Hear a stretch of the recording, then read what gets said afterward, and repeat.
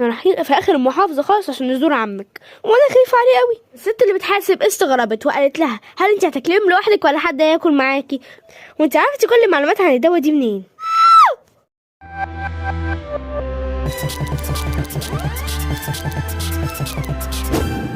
دي في معاك النهارده في ده الجزء التاني من قصة جرس الطوارئ، واللي بينا نكمله من غير ما اطول عليكم. يا دكتور انا فجأة لما جينا من البيت من مشوار طويل قوي كنا سايبين بنتنا لوحدها في البيت، فجأة لقيناها مغمى على الأرض و حضرتك مش فاهم أي حاجة. اهدي شوية وقولي. احنا لما رجعنا من بره لقينا بنتنا مرمية على الأرض وجنبها طبق، والطبق كان فاضي وكان طبق كبير، يعني ما عرفتش كانت بتاكل ايه دي. جربتوا تدوروا في كيس الزبالة اللي في المطبخ؟ لا ما دورناش. طب يا مدام كلمي اي حد عندك في البيت او اي حد مثلا اختك او كده تروح تشوف البيت فيه كيس الزبالة فيه ايه. صح، هكلم حنان. الو يا حنان. الو يا منى، انت في حاجة؟ في حاجتين كمان. ايه ده، في ايه قلبي؟ حصل حاجة؟ دلوقتي لما رجعنا البيت انا ومحمد لقينا بنتنا مغمى عليها على الارض وكانت ماسكه طبق غويط وكان فيه شوكه. ايه ده، بنتك بتاكل ايه؟ ما اعرفش بتاكل ايه. روح على بيتي بسرعه والنبي روح على البيت بسرعه وشوفي كيس الزباله كان فيه ايه. حاضر من عيني يا قلبي. شكرا ليكي قوي قوي يا حبيبتي، مش عارفه اعمل ايه. العفو يا قلبي، لا شكر على واجب والله. شكرا بجد. العفو، انا بجري على شقتك بسرعه بقى. سلام. ايه وافقت، قالت لي ان هي بتجري على البيت دلوقتي. تمام والله العظيم كتر خيرها اختك دي، انت معذباها. مش وقته بقى. تمام هكشف عليها دلوقتي واشوف مالها. عامله ايه يا حبيبتي؟ انت عامله ايه؟ لقيتي ايه بقى في كيس الزباله؟ مش عايزه اقولك. لقيتي ايه بس؟ لقيت 10 اكياس اندومي. 10؟ ايوه. انا اتخضيت زي كده وفضلت اعدهم وعدتهم كذا مره وحتى طلعتهم من الزباله. 10 متأكدة؟ أيوة. وكيس الأطعم كانت بالهبل اسود، كنت متأكدة إنه مضر. ازاي؟ بنتك دقات قلبها زي الفل ومناعتها 100% وجربت كل حاجة عليها، بنتك سليمة. يعني اندومي ما عملهاش حاجة؟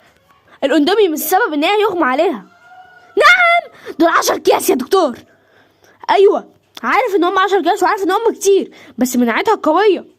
بس جربوا تعملوا لها كل التحاليل وتقلوا على تحليل نقص الدم والقلب بالذات، وجربوا شوفوا السكر والضغط. قصدك ايه يعني ان بنتي عندها امراض مزمنه؟ حضرتك بس روحي اعملي لها تحاليل، بنتكم فقت اهي.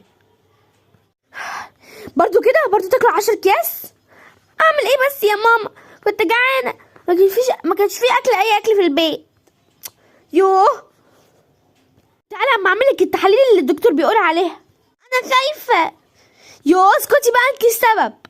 وفعلا الام اخدت البنت الصغننه او ليلي وراحت عملت لها التحاليل واكتشفت ان ليلي عندها القلب وان قلبها فيه مشكله وان لازم البنت تعمل عمليه في قلبها. ايه ده، ماله وشكم مسود كده؟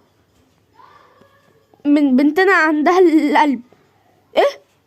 ايوه، ولازم تعمل عمليه في قلبها، لازم تستبدل قلبها، عمليه كده ان هي قلبها يتشال ويتحط قلب تاني.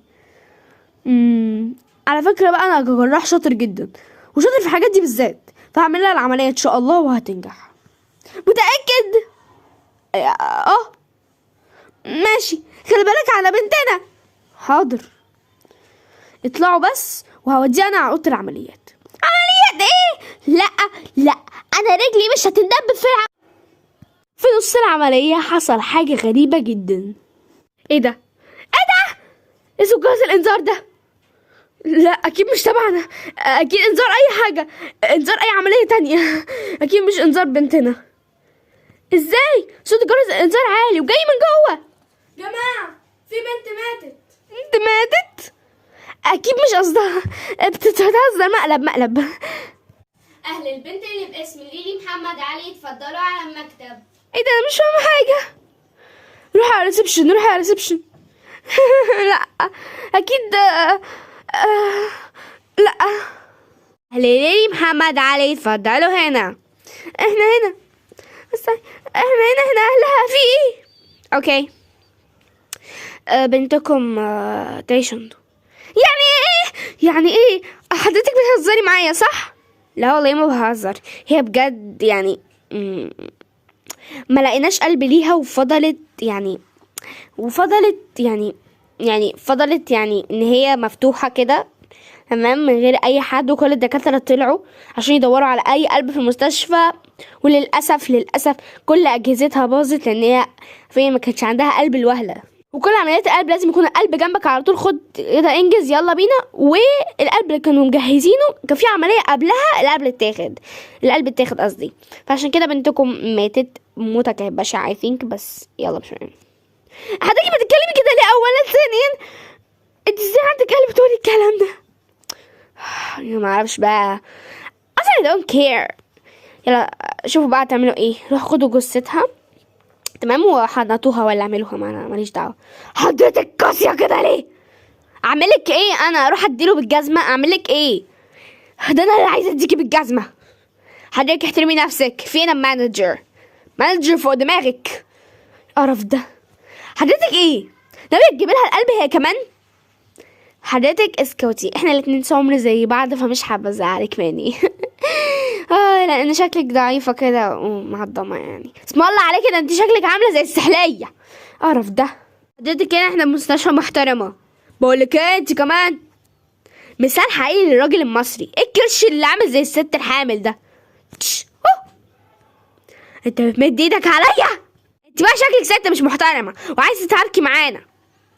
اصلا انت من الصبح مش عجباني بالبويه اللي انت حاطاها على وشك دي. في ايه؟ بصوا على مناظركم. بصي البنت اللي حاطه لي احمر واصفر واخضر وبتقول لنا على مناظركم. مناظرنا طبيعيه ياما مش زيك. whatever. شو هتعملوا ايه في جثه بنتكم؟ اتكلوا على الله. هتحنطوها ولا ترموها في الزباله ولا تقطعوها ولا تعملوا فيها ايه؟ ماليش دعوه. جثه بنتكم مرميه جوه الحيطه طالعه لنا لحد هنا، الحيطه معفنه. روحوا اتصرفوا بقى كده. ايوه ماشي. يعني ايه ماشي؟ هتسيبيها؟ مش عايزين نعمل مشاكل. انا بقى عايزه اعمل مشاكل. وسع كده. الو مركز الشرطه. يتبع